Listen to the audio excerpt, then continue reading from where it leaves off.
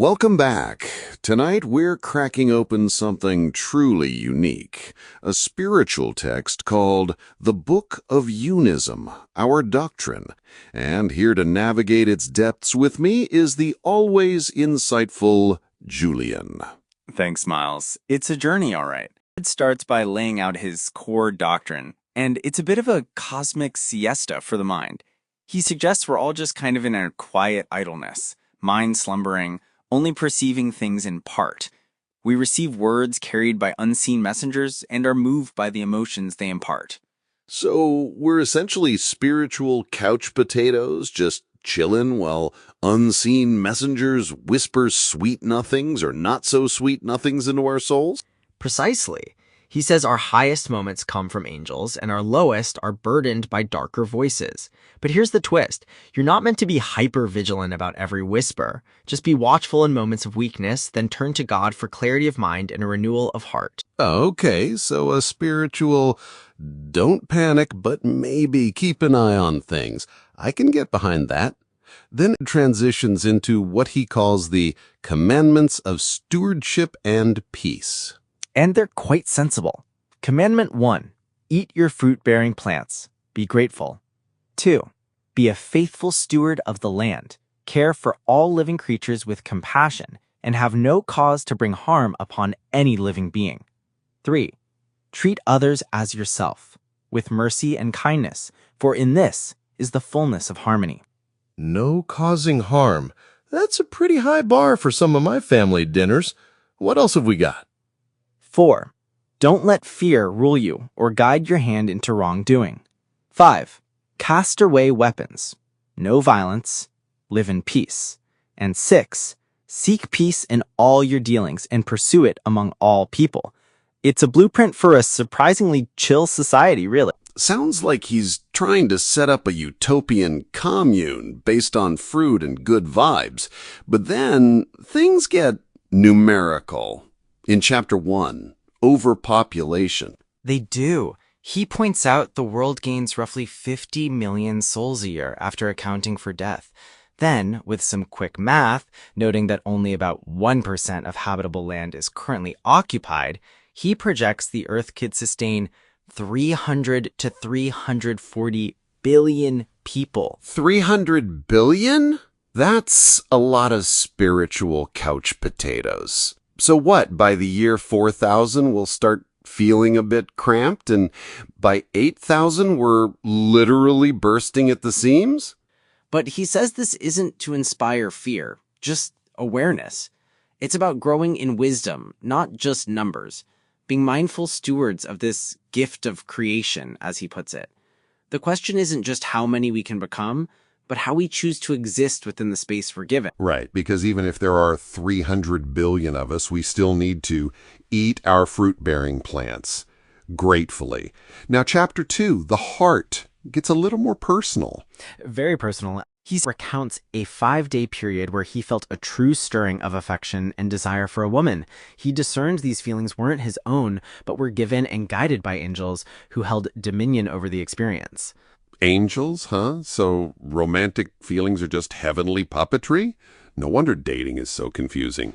He concludes that emotions aren't sovereign. We can seek clarity from angels to lift burdens of darkness and confusion. Not everything we feel must be kept, and peace can be restored through divine understanding. So apparently you can just ask the angels to take back that crush. That's a powerful tool for a bad date. Then we hit Chapter 3, One World, which seems to be about literal signs. Indeed. He walks down University Street, sees a Starbucks, which he interprets as resembling the stars scattered throughout the universe.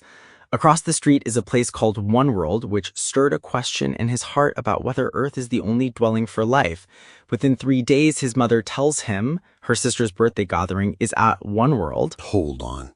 He asks the angels a profound cosmological question, and the answer comes via his mom about a birthday party at a place called One World. That's a suspiciously convenient celestial confirmation. He admits he wrestled with it, testing it with care, but the nearness and timing pressed upon him and he received it with faith. It reinforced that if this is our only world, we have a great responsibility to tend to it. Makes you wonder what other profound truths Julian's mom might be delivering. My mom usually just tells me to call more often. Moving on to Chapter 4, Souls, which unfortunately starts with a tragic real-world event. The Gabby Petito case. He was troubled by her story with Brian Laundrie. Later, he saw a sign with vans and a name resembling Gab.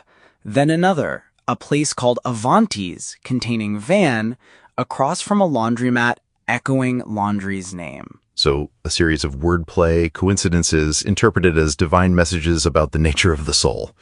He's really leaning into this whole everything is a sign philosophy. He concludes it suggests humanity is more than flesh. There's a soul, and we might stand before a creator beyond this life.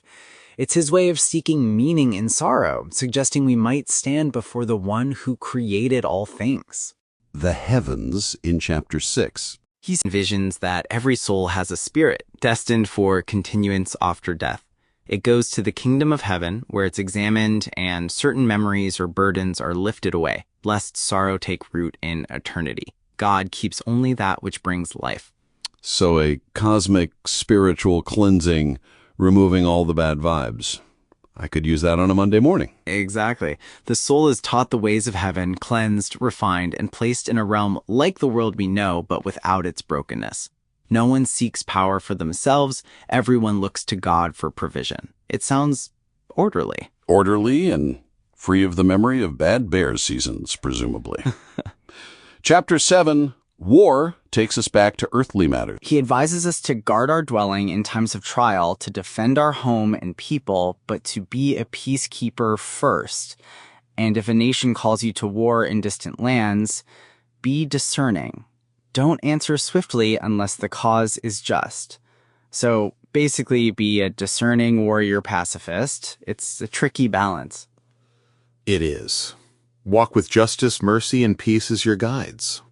It's a very conscientious approach to conflict.